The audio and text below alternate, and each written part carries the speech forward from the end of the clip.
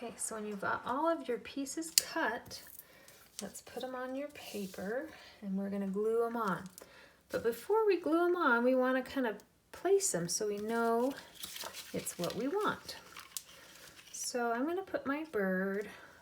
I like the way they did it on this paper, how the bird's in between, so I'm going to do it like that. So I'm going to put my bird down here in the snow. I'm going to make sure that where I drew of my pencil marks are upside down so I can't see them. So I'm going to turn my tail that way and my head also like that. I'm going to pick a beak.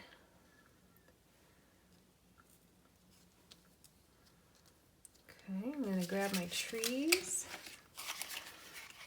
I'm going to do a thin one, a medium one, I'm going to do a big one, and a thin one over here. I think I'm going to slide my bird. I'm doing a really thin one right here, so I have just enough room to maybe put one more. Okay. So, trees in the snow, they're not usually straight. Either the snow has kind of rounded, kind of sunken in around the bottom of the tree, or maybe the wind has blown to the side and there's snow built up on one side. So the bottom of these, I want you to, you can leave them flat if you'd like. You can also cut them on an angle, as if the wind has come and blown some snow up on the side of it. I'm going to do that on these. When you're cutting these, make sure there's enough room on top. Some of the papers were kind of short, so you want to make sure that your tree is long enough to go all the way to the top of your paper. And I'm going to stagger these because trees aren't right next to each other. So they have one's a little lower on my paper and the other one's a little higher. And these ones I'm going to just round the bottoms off as if the snow has sunken in. And I'm going to do this one a little lower. I'm going to round him also. And I have moved him down, but I still have plenty of room at the top to cut that off after. All right, and I want him kind of in between the two. I'm going to leave him straight. I like him straight. All right, so now I kind of see where I want my trees. Now I'm going to look at my bird. So I feel like my body is a little bit too big for my head. I feel like his head should be about half of that. I feel like he's too big. My thumb is very big compared to yours. So yours are probably a perfect size. I'm going to make mine smaller to be more like your thumb size. The nice thing about cutting these is you can always make them a little smaller. It's hard to make them bigger, but you can always start over because you have lots of extra paper to make it how you want it. So I've got my body. I like that much better. And I'm going to tuck his body under his head just a little bit so it looks like it's attached. And I'm going to look at my tail. I feel like my tail is now a little bit too big also. So I'm just going to cut the one end off, make him just a little bit shorter, and I can tuck him in there. Good. Now I'm looking at my beak. My beak looks really big too. So I'm going to take my beak. I'm going to see if I maybe want to try one a different shape. Kind of long and skinny. Nah, I think I like my little guy that I have. I'm just going to cut him off a little bit, make him just a little bit smaller.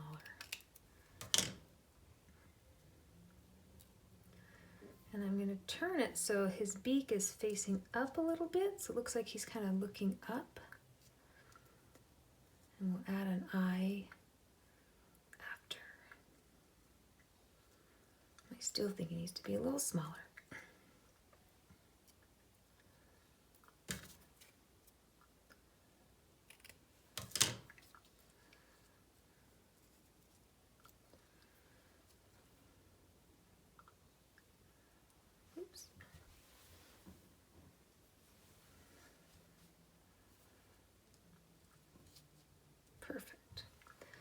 Okay, now that I like where my trees are, I like the shape of my bird and how it is.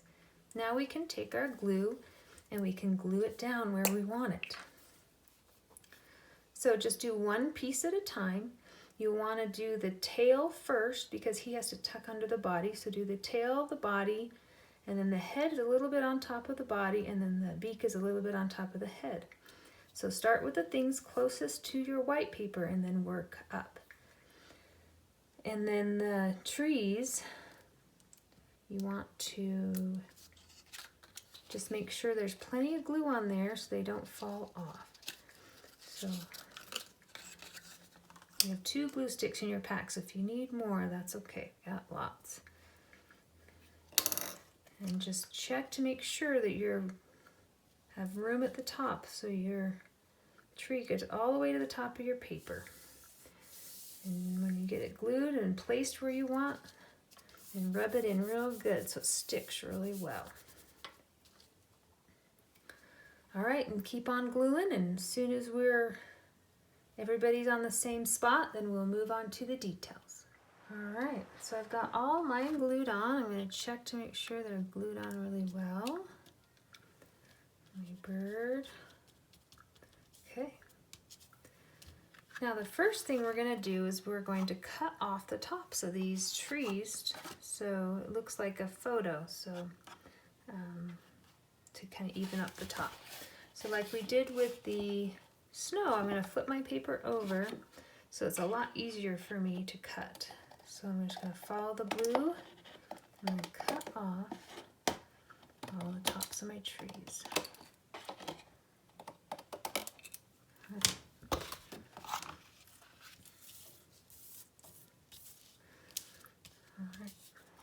All right, for the next part, we're going to do the details of the tree.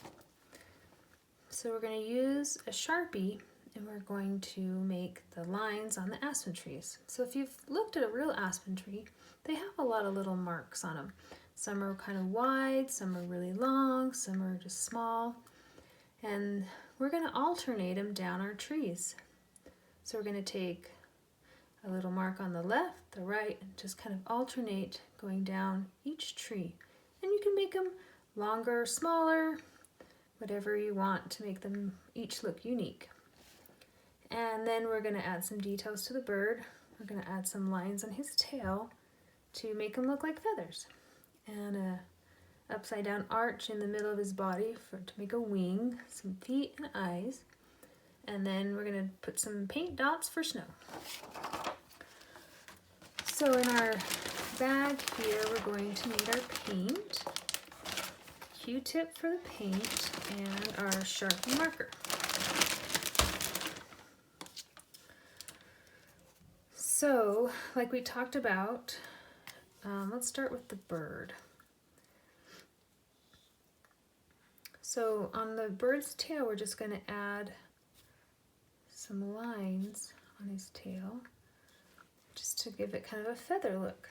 And then I'm going to do an arch. If you want to practice on a different piece of paper, you can. Just small, maybe smaller than that for his little wing there, because he's really small. There we go. And then a dot for his eye. And then we'll make some little feet here. And Sharpies, if you hold them for a long time, they start to bleed and the ink starts to spread. So when you're using your marker, just kind of make your line and take your Sharpie off of the paper, or it will kind of spread a little bit. Okay, and then start at the top and just kind of one side and the other. Being careful not to get any marker on your sky. Keep it on the tree. Do a really long one there, like a short one there. All the way down, you can put them as close as you want. You can space them out a little bit farther. So one side or the other, all the way down to the bottom.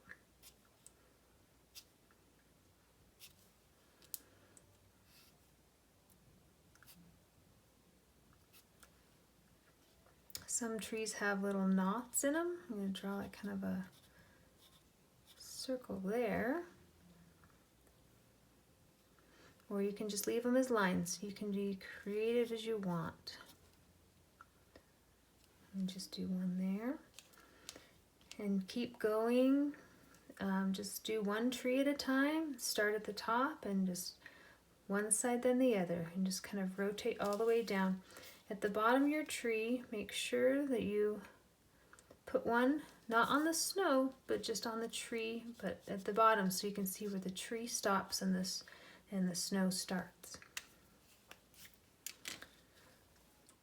All right, and when you have all your trees ready, take a look before you put your marker away to make sure it's what you like. If you want to make some longer or darker, or just take a look and make sure it's how you want it. Perfect. All right, put your lid tight on your markers so when we go to use these next, they aren't dried out. So make sure it's really tight on there. And now we're going to get our paint out. So we might need this for another art project, so take your tape off, but save it so you can put it back on. And just open your little cup up and you'll have some white paint in there. And you'll need to take your Q-tip and just dip the tip of the Q-tip in the paint. You don't need much. And then decide where you want to put some snow falling. And just tap your paper. If you want it a little darker, you can add a little more. Mine looks like it has a little hole in the middle, but I kind of like it. So if you want them darker, you can touch it again after. And just follow along on your paper and add wherever you want some snow to fall. And mine have kind of a hole in the middle, so I need maybe a little more paint. Maybe that will help with that. No. You can just touch it again if you'd like it a little bit thicker.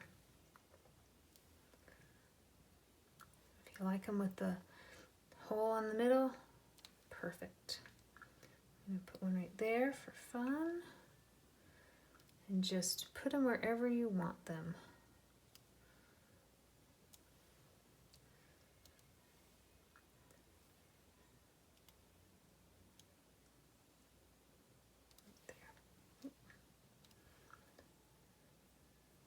All right, that is perfect. So once you are all done with your snow, put your lid on your paint really tight also and wrap the tape back over it so it doesn't leak in your bag. There we go. And then set it to dry. It'll take a minute for this paint to dry. And then we'll get it hung up and everybody to see it.